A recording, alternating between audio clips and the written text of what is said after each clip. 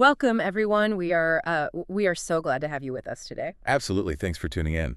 If you're listening right now, you, like us, are probably someone who craves a truly thorough, perspective-rich exploration of a topic. You want to gain knowledge quickly, but you still want the full picture. Right, the emotional resonance, the historical context, but you absolutely do not want to feel overwhelmed by information overload. Exactly. You want a shortcut to being well-informed without sacrificing the nuance. Well, you have come to the right place. Today, we have a custom-tailored deep dive designed exactly for you. It's going to be a good one. It is. We are going to be immersing ourselves in a truly sweeping, haunting work of historical fiction. The book is Junie by Aaron Crosby Eckstein. It really is a profound piece of writing. I mean, the story is set in 1860 and 1861 in Alabama. So right on the precipice of the American Civil War. Yes, exactly.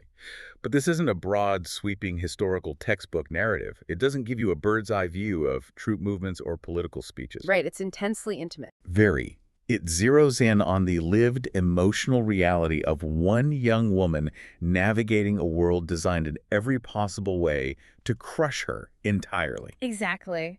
And our mission for this deep dive is to explore the novel not just as a story of survival under the brutal, dehumanizing realities of American slavery. Although it certainly is that. Oh, absolutely.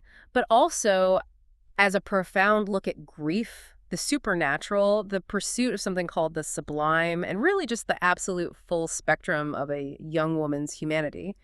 We're going to look at the physical and psychological haunting of her past. The toxic bonds she's forced to navigate. And the incredible lengths she will go to in order to reclaim her own inner world. Okay, let's unpack this. We have to start with the setting, because the atmosphere of this novel is practically a character in itself. It really is. The story unfolds on the Bellarine Plantation in Lowndes County, Alabama. And the contrast in the physical environment of Bellarine is striking.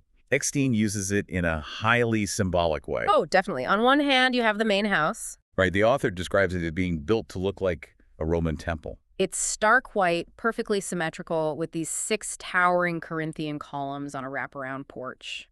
Framing these black shuttered windows. And there's a moment where we learn that a former governess used to point out the design to the children.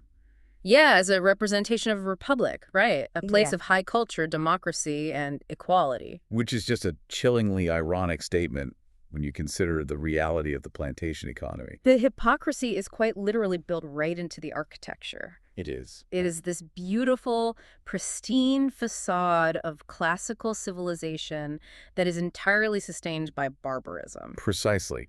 The Greek and Roman architectural revival was massive in the antebellum South, and it wasn't just an aesthetic choice. It was a psychological justification. Exactly. The enslavers were aligning themselves with the great empires of antiquity, telling themselves they were the peak of civilized society. But as you said, just beyond those pristine white columns, you have the thick, tangled woods and the raw red mud where the enslaved people actually live and work. It's a world of blistering heat, dirt, and raw survival. And caught right in the fiddle of this agonizing dichotomy is our protagonist, 16-year-old Junie. Junie's a housemaid. And just to give you, the listener, a sense of the absolute absurdity and physical cruelty of her everyday reality, let's talk about the mistress of the house, Mrs. McQueen. Oh, yes. Mrs. McQueen loves England. She is obsessed with the idea of British aristocracy, so she forces her enslaved housemaids to wear heavy, long-sleeved wool English-made outfits. In the dead of the Alabama summer. I mean, can you imagine? It's horrific. That specific detail grounds you so deeply in the physical suffering and the complete lack of autonomy Junie experiences. She is quite literally forced to wear the costume of her enslaver's fantasy. Regardless of the severe physical toll it takes on her body in that stifling, dangerous humidity. And it goes beyond just the clothes. She has to hide her natural hair under a ruffled white bonnet. Yes, her grandmother, Mo, explicitly warns her that the white folks don't like to see it. Every single aspect of Junie's physical presentation is policed, controlled, and molded to fit an aesthetic that erases her actual identity. But inside, in her mind, she is entirely her own. She refuses to surrender her internal landscape. And that brings us to Junie's incredible, dangerous secret. She knows how to read. Yes.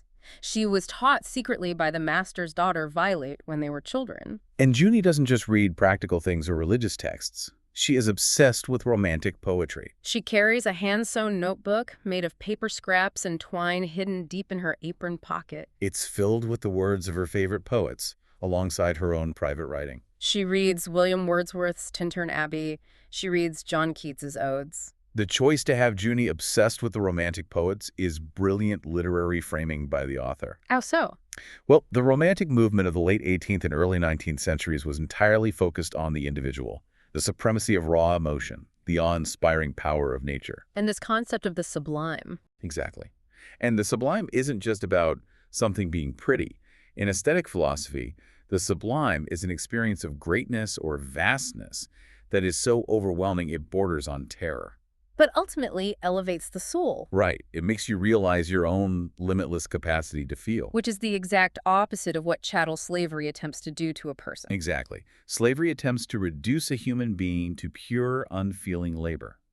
It legally classifies a person as a tool. So, for Jeannie to read these poems and actively seek out the sublime is a radical, defiant act of self-ownership. Let's look at the specific Wordsworth poem mentioned, Tintern Abbey. There are lines in that poem where Wordsworth writes about achieving a blessed mood, where the heavy and the weary weight of all this unintelligible world is lightened. I want to just sit with that line for a moment. Think about how a 16-year-old enslaved girl in 1860 Alabama interprets those words. Compared to a wealthy English gentleman walking through the countryside. Right. For Wordsworth, the weary weight of the world might be city life or political disillusionment. For Junie, the heavy and weary weight is the constant looming threat of violence, the exhaustion of the wool dress. The absolute lack of ownership over her own destiny. Yes, and when she reads that poetry, that weight is lightened. She isn't just surviving the day-to-day horrors. She's actively cultivating an intellectual and emotional inner life. She claims the right to experience beauty. That is profoundly subversive. It really is. She actually climbs a massive, ancient tree she calls Old Mother just to watch the sunrise over the fields. Chasing that feeling of limitlessness, you have to imagine holding on to a secret that could result in unimaginable physical punishment. Or even cost you your life. Simply because it brings you a sense of boundlessness, but there's a heavy, dark shadow draped over all of this pursuing of beauty. Junie is profoundly, deeply grieving. 8 months prior to the start of the novel, her older sister, Minnie, died. And Junie is completely consumed by the belief that she is the one responsible. The portrayal of grief in the book is so palpable it almost feels suffocating. Jeannie is constantly comparing herself to the memory of Minnie. Minnie was the perfect one. She was the neat one, the one who tried to teach Junie how to be a proper, invisible maid, the one who was always careful. Whereas Junie's family views Junie as carefree. And we have to understand that in their precarious, dangerous world, being carefree is not a compliment. It is a fatal flaw. It means careless, thoughtless, foolish. It means you aren't paying attention to the overseer's moods, and Jeannie has internalized this criticism entirely. And the specific circumstances of Minnie's death only fuel that intense guilt. Right. The winter before, Junie was being her typical carefree self, sitting out on a branch over the freezing river. Minnie told her to get down, but Junie didn't listen. The branch snapped, and Junie fell into the icy water. She nearly drowned. Minnie jumped into the freezing river and pulled her out, physically saving her life. But the very next day, Minnie fell violently ill with a fever. A week later, she was dead. So Junie walks around the plantation every single day, carrying the agonizing weight of her sister's sacrifice. This unresolved traumatic grief perfectly sets the stage for the narrative to introduce its magical realism and Gothic elements. And I want to pause here to clarify how the book uses magical realism. Yeah, that's important. Because this isn't a fantasy novel where magic is just a fun tool. Yeah. In this specific literary tradition, the supernatural isn't just a spooky ghost story meant to jump scare the reader. It is a completely normalized, literal manifestation of the character's psychological trauma. Grief of the magnitude Junie's experiencing doesn't just stay quietly in the past. It takes up physical space. It haunts. In this narrative, it literally manifests. And that physical haunting in the woods feels so immediate. It starts with a desperate, terrifying act. Junie goes to the graveyard where her sister and father are buried. She digs into the raw dirt at the head of Minnie's grave, unearths a clay jar, and steals a silver and ivory cameo necklace that was buried with her sister. And that single act of theft summons Minnie's ghost. The author's visual descriptions of the ghosts subvert your typical Gothic expectations. Completely. This isn't a pale, translucent, weeping figure in a white sheet roaming a castle. No, when Minnie first appears in the woods, she is a terrifying, undulating blaze of gold, orange, and red fire. Her eyes are initially just black empty sockets. It is a manifestation of raw, unrested, furious energy. The text notes that she is less a fire than an ember when she is weak, but she can flare up into something blinding and destructive. And the encounters between the sisters are incredibly tense. Junie runs from her at first. She literally climbs a tree to escape this fiery apparition of the sister she thinks she killed. But eventually, the ghost corners her. The ghost needs something. She communicates to Junie that she is bound by the cycles of the moon. Every full moon that passes, her spirit gets weaker, draining further away from the light and closer to total, cold oblivion. If Junie doesn't help her finish what she started in life, Minnie's soul will disappear into nothingness forever. Here's where it gets really interesting. The ticking clock mechanism introduced here adds an immediate, supernatural urgency to the historical narrative. Minnie gives Junie 3 specific tasks to complete. And the text materializes this burden physically on Junie's body. Magical tallies appear as raised, brown scars on Junie's left wrist. Every time a task is completed, a scar vanishes, and the ghost's features become slightly more human, more defined, less terrifyingly blank. But wait, I have to ask, isn't it incredibly unfair, even cruel, for Minnie's ghost to place this burden on her 16-year-old sister? It is. Junie already believes she killed her, and now she is solely responsible for saving her immortal soul from oblivion. And she doesn't even know what she is supposed to be doing. The ghost's communication is fractured and weak. The only clue she gives for the first task is box, green, open. That's it. Junie has to figure out what that means while navigating the daily perilous reality of being a housemaid. It is incredibly unfair, but that is the precise nature of generational trauma and the legacy of survival. It is, Mer. Exactly. The burdens of the past are constantly forced onto the shoulders of the living without instructions. The ghost represents the undeniable manifestation of Junie's survivor's guilt, yes, but also the inescapable legacy of her family's suffering. Junie cannot simply move on and live a quiet life, because the past is actively haunting her, demanding resolution. It mirrors the broader historical reality of the antebellum South. The horrors of the past and the system are actively shaping the present, demanding to be addressed. That physical haunting in the woods is terrifying, but it makes me think about the psychological haunting happening inside the main house. Because the supernatural monster in the woods is honestly less frightening than the very human monsters living behind those Corinthian columns. We have to talk about the relationship between Junie and Violet. The 17-year-old daughter of the master and mistress. This dynamic is one of the most compelling parts of the novel. On the surface, if you were just a casual observer, you might mistake them for friends. They grew up together. Violet is the one who secretly taught Junie how to read. They spend time hiding in Violet's cornflower blue bedroom, reading Mary Shelley's Frankenstein and Emily Bronte's Wuthering Heights together. Violet actively calls Junie her friend and even complains to Junie about her own lack of freedom as a young white woman expected to marry a wealthy suitor. It's so twisted, though. Reading Frankenstein together, you have to wonder who the real monster is in that room. Violet believes herself to be benevolent.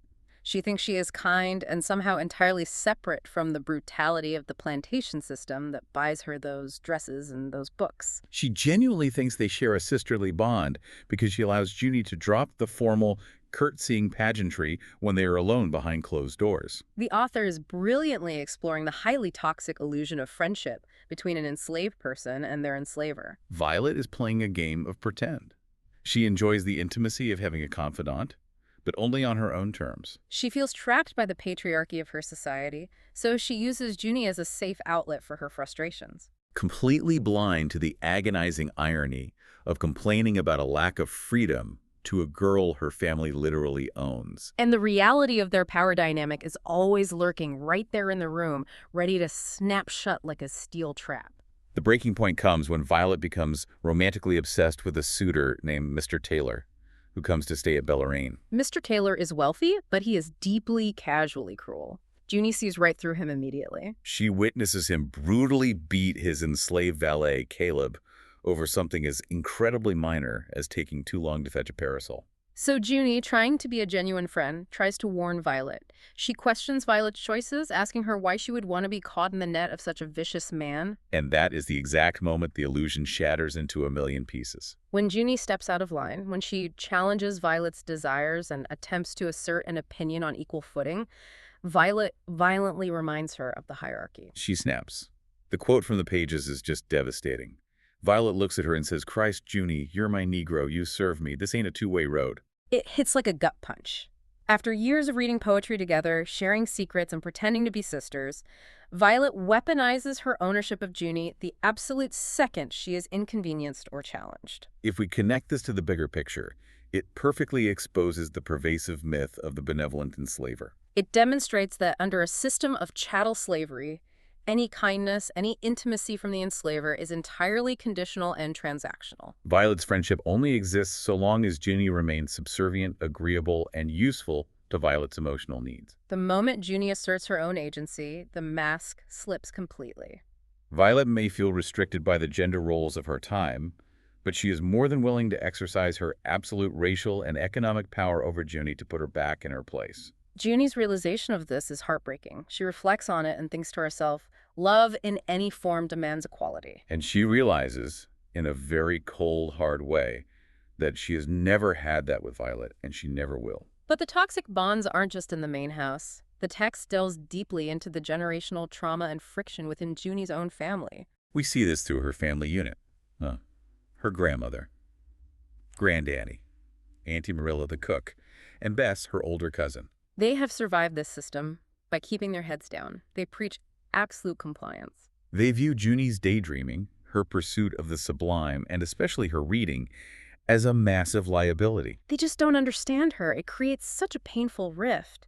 Junie loves them, but she feels completely alienated. But we have to look at why they act this way. Their perspective is entirely rooted in survival. Exactly. They aren't trying to crush her spirit out of malice. They are terrified for her. They have seen the horrific extremes of the system firsthand. The narrative mentions the thick, long scars down Muzz and Granddaddy's backs from whips and burns they endured in their youths. They know intimately that being carefree gets you killed. They revere the memory of Minnie because Minnie played the survival game perfectly. She was neat, polite, invisible, and followed all the rules. They don't understand Junie's need to look at the sunrise because to them, looking up at the sky means you aren't watching out for the overseer's whip. The novel doesn't just leave this as a philosophical difference of opinion between generations. It provides visceral, horrifying proof of why her family is so broken by this system. There is a scene later in the book that is, without a doubt, one of the most unsettling, unforgettable moments I've ever read. Junie is in the lavish parlor of the main house. She is overwhelmed by rage after discovering a terrible secret, which we will unpack in a moment. In her anger, she physically lashes out and rips open one of the expensive velvet pillows resting on the sofa. And what she finds inside is not down feathers or cotton. The author describes Junie pulling out wiry, black coils of human hair. She looks closer and realizes it is the exact same texture and color as Mo's hair, Auntie's hair, Minnie's hair, her mother's hair, and her own.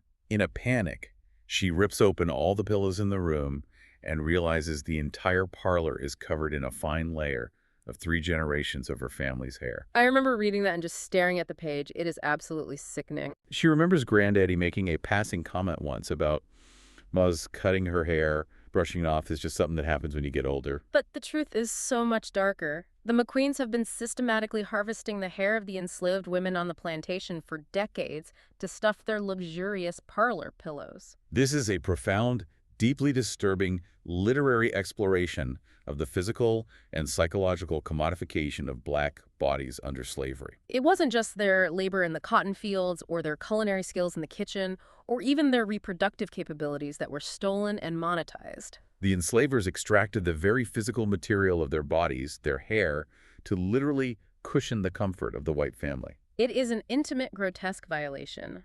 You picture Mrs. McQueen sitting in that parlor, drinking tea, resting her head against a pillow stuffed with the hair of the woman serving her that tea. It underscores the absolute totality of the theft inherent in the system. They own everything down to the follicles on your head. And Junie's physical reaction to this discovery, running to the window to vomit, perfectly captures the revulsion of realizing that your family's physical essence, their very DNA, has been reduced to upholstery stuffing for the people who oppress them. It is a moment of profound psychological horror that grounds the Gothic elements of the novel in a very real historical brutality. It changes the entire atmosphere of the book. It makes you rethink every single interaction she has in that house. And it makes the stakes of her supernatural mission in the woods even higher.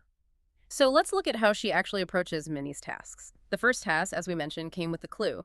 Box, green, open. Junie eventually deduces that green might not be the color of the box itself, but the location. Right, there is an emerald room in the main house, a gaudy, overly decorated guest room that is rarely used. She sneaks in and searches it relentlessly. Finally, she finds a false bottom in a vanity drawer. Inside that false bottom is a small, rectangular wooden box, intricately carved with roses, but it is locked. And it has a very specific inlay of a circular sun and moon joined at a keyhole. This is where the stolen cameo necklace from the graveyard comes into play. The pendant on the necklace perfectly fits the inlay and acts as the key. It's a fantastic puzzle box moment. But what she finds inside shatters her reality. Inside the box are two distinct items, a small glass vial of dried hemlock leaves and a stack of freedom papers. But the freedom papers have been deliberately burnt. Their edges are charred and flaking. When Junie summons Minnie's ghost again to show her the contents of the box, the ghost reveals the massive, devastating family secret that the McQueens have been hiding for years. The revelation is that Mr. McQueen, the drunken, largely absentee master of the plantation, is actually Minnie and Violet's biological father. Which makes Junie, Minnie, and Violet all part of the same twisted, venomous family tree. I mean, the shock of that realization. It's intense. But wait, how does Junie fit into this if Mr. McQueen is Minnie's father but not hers? Junie and Minnie share the same mother, Charlotte. Mr. McQueen forced himself upon Charlotte, resulting in Minnie. Junie was born later to Charlotte and Junie's father, who is buried in the graveyard. But the tragic fallout of this dynamic is what sets the entire generational trauma in motion. Mrs. McQueen, the cold, calculating mistress of the house, eventually discovered that her husband had fathered a child with Charlotte. And her reaction is just pure, unadulterated cruelty.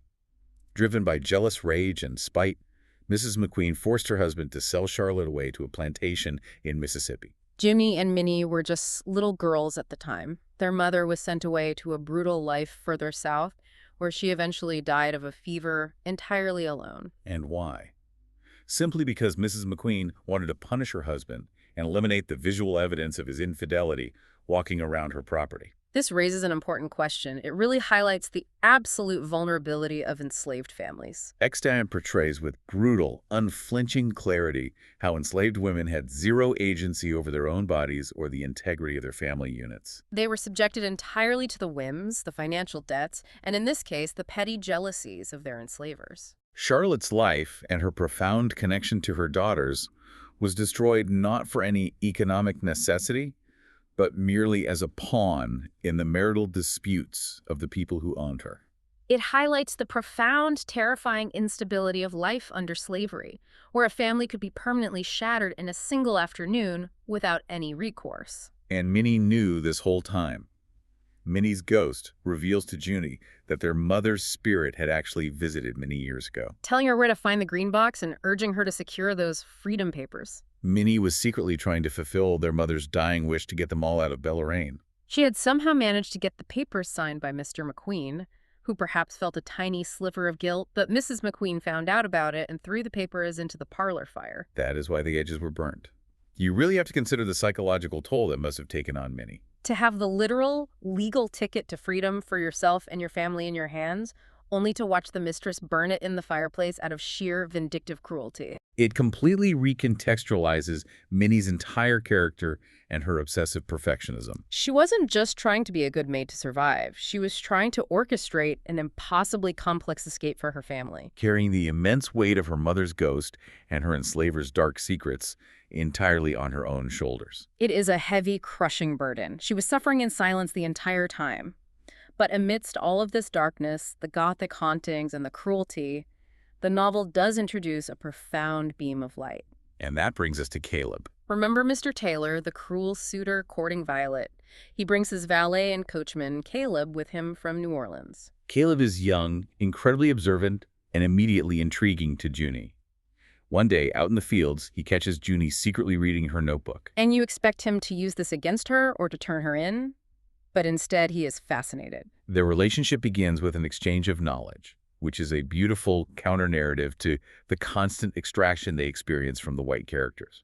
Junie realizes Caleb is highly intelligent but illiterate, so she offers to teach him how to read, using Violet's stolen copy of Grimm's fairy tales. They meet secretly in the cotton fields at night, hiding under the moonlight, reading by the flickering light of a stolen candle. I love the choice of Grimm's fairy tales. It isn't just a cute detail, it's so fitting. Those original fairy tales are dark, Brutal stories about children trying to survive in a scary, violent world filled with monsters. It perfectly mirrors their reality. You have these two young people surrounded by the horrific reality of the plantation, carving out this tiny, magical, incredibly dangerous space for themselves. Caleb is a fast learner, but more importantly, he is the first person in Junie's entire life to truly see her. He sees her brilliance, her imagination, her desperate need for the sublime. He honors her inner life. There is a deeply touching moment where he carves her a tiny wooden apple, reminiscent of the Snow White story they read, with the letter C carved into the bottom. He tells her she is his middle C, the key between the extreme lows and the highs, the balance of his life. It's a gorgeous metaphor. But Caleb isn't just a romantic interest. He challenges Junie intellectually. When she explains the concept of the sublime to him, this romantic idea of finding a perfect, sweeping view that makes you feel limitless, Caleb pushes back. He asks her a devastatingly practical question. He says, "What happens after you see it? You're supposed to just go back to your old life, sneaking around and cleaning up after white folks. You're just supposed to accept that a view is the closest you'll ever get to being limitless." We found that place. I think we'd be better off to go running right into it." He challenges her to not just observe beauty in secret, but to demand a beautiful life out in the open. He is pushing her toward actual physical freedom, not just internal escapism. And this deeply philosophical theme of absolute freedom versus surviving in the margins comes to a head during a trip to Montgomery. Violet and Mr. Taylor travel to the city, taking Junie and Caleb with them as their servants. While the white folks are attending their own high society functions, Junie and Caleb are allowed to attend the Montgomery Christmas Negro Assembly. The author paints this picture of the assembly, and it is a stunning, vibrant contrast to the dreary, oppressive atmosphere of the rest of the book. Junie steps into a ballroom filled with hundreds of beautifully dressed, elegant black men and women. There's music, loud laughter, dancing. For one miraculous night, the oppressive weight of the plantation is lifted, and she gets to experience a moment of communal joy, dignity, and humanity. She dances the polka, she spins around, she feels for a fleeting moment like Cinderella at the ball. But the harsh reality of their situation pierces the bubble quickly. At the dance, Junie is introduced to a man named Uncle George. He is a free man who actually knew her mother, Charlotte, and he offers Junie an incredible yet terrifying opportunity. He tells her about a boat that comes up the river on the last night of every month, smuggling people north. He offers her and her entire family a path to escape, to come live with him as free people. This sparks a profound, agonizing debate between Junie and Caleb. When Junie rushes to tell Caleb about the boat, she expects him to be thrilled, to be ready to run into that limitless view he talked about. But Caleb's reaction is the exact opposite. He is terrified, and we have to validate Caleb's fear here. He has already lost his mother to the cruelty of this system. He knows exactly what happens to runaways who are caught. He doesn't want to risk losing his life or watching Junie be tortured or killed on a highly dangerous escape attempt. Caleb's perspective is deeply pragmatic. He suggests a different path, a compromise. He tells her, "Keep doing what we have to in front of the white folks, enduring their rules and tempers. When they ain't looking, we'll have our little life together in the margins. It's enough room for love." Room for love. It sounds so romantic at first, right? Finding a secret life, a hidden pocket of joy within the cracks of a brutal system. It is what her grandparents have done. It is a valid survival strategy. But Junie has this massive epiphany. She realizes that as long as they are enslaved, their love is never safe. They have absolutely zero control over their own destiny. Mr. Taylor could decide to sell Caleb tomorrow to settle a gambling debt. Mrs. McQueen could banish Junie to the fields out of spite. Junie realizes that surviving in the margins means accepting a life of constant anxiety. She thinks to herself, even with Caleb, it will be a life of shoving her whole self into the cracks of someone else's world, never knowing a moment of boundlessness. It is a critical maturation for her character. She recognizes that true love and true human flourishing requires autonomy. You cannot fully love and build a life with someone when another human being holds the legal right to tear you apart at any moment. The debate here is timeless and agonizing. Is it better to survive in the margins, preserving the physical safety of the ones you love under an oppressive system? Or is it necessary to risk absolute violent destruction for the chance at true freedom? Junie decides that surviving in the margins is simply not enough. She wants the sublime. She wants it all. Which leads us directly into the deadly climax of the novel. Junie returns to the woods to speak with Minnie's ghost. She has made her choice. She is going to run, but she needs to finish the tasks. She asks Minnie what the second task is.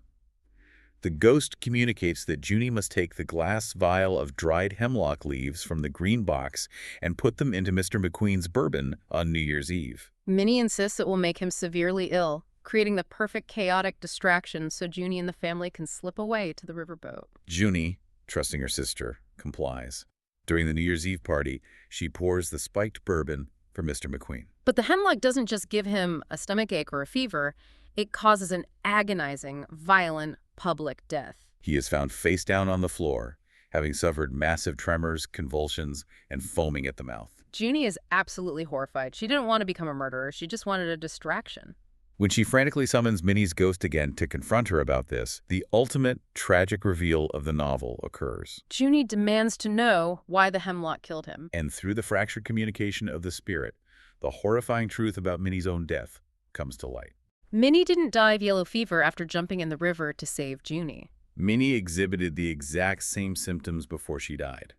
The sudden violent sweats, the uncontrollable shaking, the foaming at the mouth. The realization hits Junie and the reader like a physical blow. Minnie intentionally ingested the hemlock herself. After Mrs. McQueen threw her signed freedom papers into the fire, Minnie's hope was completely, irrevocably extinguished. The novel explains that Minnie felt like she was trapped at the bottom of a freezing river with no way to swim up. In a state of profound, absolute despair and seeking the only tiny sliver of control she had left over her own body, she took her own life. It is an absolutely shattering revelation. All this time, Junie thought her own carefreeness, her fall into the river, had killed her perfect sister. But the truth is, the brutal, suffocating reality of slavery killed her. Mrs. McQueen's casual cruelty killed her. And Minnie ordered Junie to poison Mr. McQueen, not just as a distraction for an escape, but as an act of calculated post-mortem revenge against the man who fathered her and then completely failed to protect her. It forces Junie to completely reassess her understanding of her sister. Minnie wasn't perfect. She was desperately, frantically trying to survive, and when that failed, she broke. But it also forces Junie to set a boundary. She realizes that she cannot live her life merely fulfilling the vindictive, traumatized wishes of her sister's ghost. She looks at the fiery apparition and tells Minnie, "This is my life, Minnie. It ain't yours to try and live again." She reclaims her agency, separating herself from both the demands of her enslavers and the supernatural demands of the dead. But time is rapidly running out. We reach the night of the fire, the final, breathless sequence of the book. Violet's impending wedding to the cruel Mr. Taylor is approaching. Junie goes into Mrs. McQueen's lavish bedroom to help her undress for the evening. Mrs. McQueen, drunk on brandy and feeling particularly vicious, decides to casually taunt Junie. She confirms the awful truth. She proudly admits she was the one who sold Junie's mother, Charlotte. And then she drops a massive bombshell. She tells Junie, very calmly, that she knows Junie poisoned Mr. McQueen. The tension in this scene is absolutely suffocating. Mrs. McQueen sits there, brushing her hair, telling a 16-year-old girl that she knows she committed murder. She even says she doesn't blame her, because she hated her husband too. But the implication is crystal clear. Mrs. McQueen now holds the ultimate fatal power over Junie's life.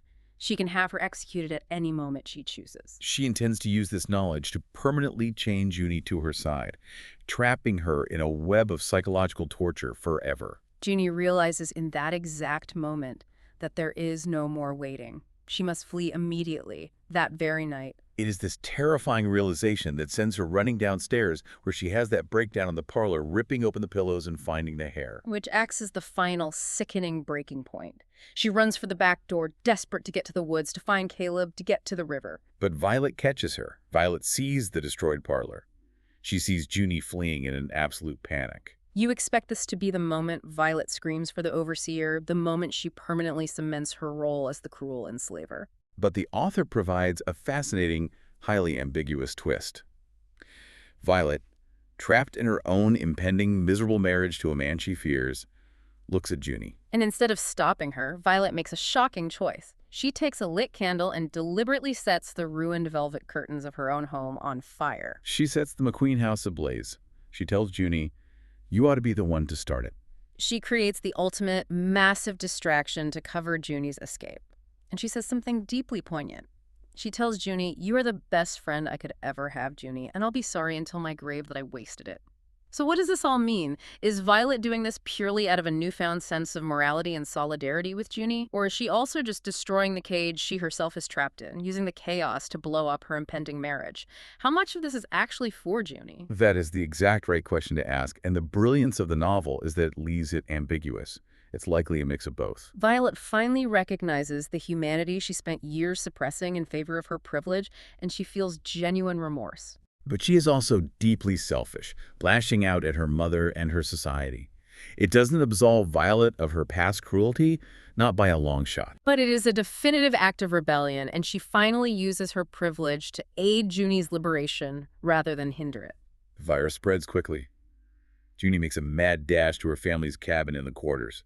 The smoke is already rising into the night sky. She wakes up. Ma, Granddaddy, Auntie, and Bess. Caleb is there, waiting, ready to go. Junie frantically tells her family they have to leave right now for the riverboat Uncle George promised, but they refuse. It is a heart-wrenching scene. They're too old, too scared, too entrenched in the trauma of their survival. They simply cannot fathom running into the unknown. Mabel looks at Ginny and tells her, "Take care of our baby, Caleb. She's the only family I've got." Junie is forced to accept a devastating truth. She cannot save everyone. To claim her freedom, she must sever the physical ties to the only family she has ever known. It underscores the immense traumatic cost of seeking liberation. Junie and Caleb run through the dark, tangled woods, guided only by Caleb's small lantern, weaving past the ancient trees until they finally reach the riverbank. They see Uncle George's boat waiting out in the deep water. But as Junie wades into the freezing river, struggling against the strong current to reach the hull, she feels herself sinking. The cold water rings in her ears. It mirrors the exact moment she nearly drowned the year before. But this time, she fights. And Caleb is there. He reaches down and hauls her up into the safety of the boat. And as she lies breathless in the bottom of the boat, looking back at the receding shoreline of Alabama, the supernatural arc of the story resolves itself beautifully. Junie realizes what the third task was. The ghost never gave her a specific chore like finding a box or poisoning a man. The third task was simply to live, to escape, to break the generational cycle of enslavement and despair that killed her mother and sister. As she makes this choice, the final magical tally disappears from her wrist. The ghost of Minnie appears on the riverbank one last time, but she is no longer a terrifying violent fire or a faded weak ember. She is radiant. Her body glows like the morning sun. Her features soften, becoming entirely human and recognizable again. By choosing her own freedom, Junie has fulfilled the spirit of her mother's and sister's interrupted missions. Minnie smiles at her from the bank. She reaches out, though she can't physically touch her, and she whispers, "See all the beauty you can, my sweet sister." And then she dissolves into radiant threads of light, fading into the morning breeze, finally at peace. As the boat floats down the river into the dawn, the sky turns the color of peach juice. Junie looks out at the untamed land, and for the first time she truly experiences the sublime. Not as a temporary escape from reality in a stolen book, but as a free woman fully existing within the world. Which brings us to a crucial piece of context that completely elevates the emotional impact of everything we just discussed. In the author's note at the end of the book, Aaron Crosby Eckstein reveals that this haunting, sweeping novel is actually rooted in real history. The character of Junie is based on Eckstein's own great-great-great-grandmother, Jane Cotton. Jane Cotton actually escaped slavery from Lowndes County, Alabama, right before the outbreak of the Civil War. She made it out, and she went on to found a town called Coushatta, Alabama. She lived to be over 100 years old. Eckstein took the sparse clinical historical records of her ancestor and breathed this incredible, vibrant, complicated life into them. The author references a famous quote by Toni Morrison in her note. "If there's a book that you want to read, but it hasn't been written yet, then you must write it." Eckstein explains her thesis so clearly here. She wrote this novel because she wanted to provide a well-rounded, fully human portrayal of an enslaved character. She notes that historically, literature has often depicted enslaved people in one of two extremes, either as paternalistic, overly angelic tropes, or exclusively as empty vessels for horrific trauma. While the trauma is undeniably historically accurate, Eckstein points out a profound truth. These individuals lived their entire lives within this oppressive system. That means they experienced the absolute full spectrum of human emotion. They felt ambition, they created art, they fell in love, they had flaws. They could be sarcastic. They could be carefree. Eckstein writes that she wanted to explore what it would feel like to see a character with all of those messy, beautiful nuances.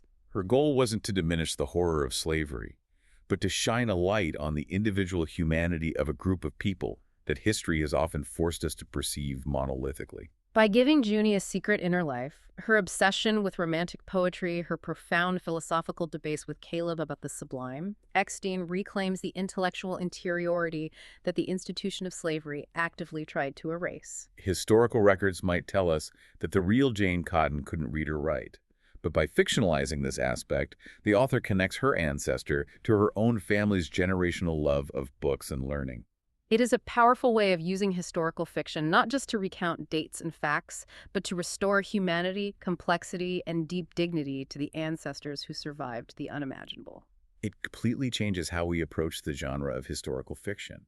It isn't just about setting a scene accurately, it's about subverting the historical erasure. It forces us to confront the ways in which trauma haunts us, literally and figuratively, and the immense, terrifying courage required to break those cycles of generational suffering. There is so much that you, listening right now, can take away from this intricate web of history, Gothic realism, and resilience. We followed a 16-year-old girl who was forced to wear an English maid's outfit in the blistering heat, a girl who found her only solace in the stolen lines of Wordsworth.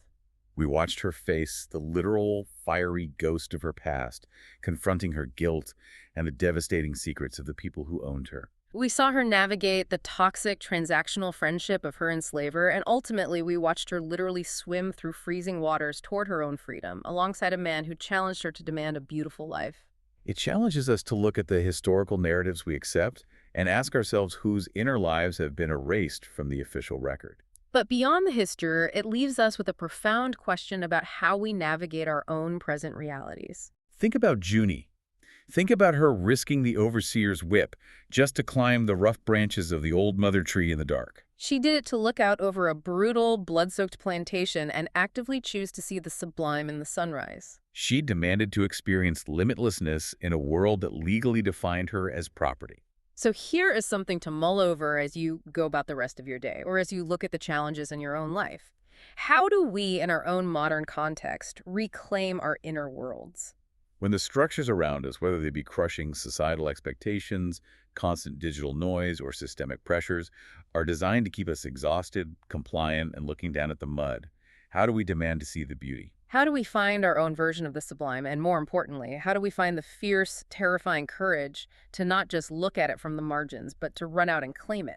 Thank you so much for joining us for this deep dive into the pages of this remarkable novel. We hope you found the journey as moving and thought-provoking as we did. Until next time, keep seeking out the stories that challenge you and keep chasing the sublime. Take care.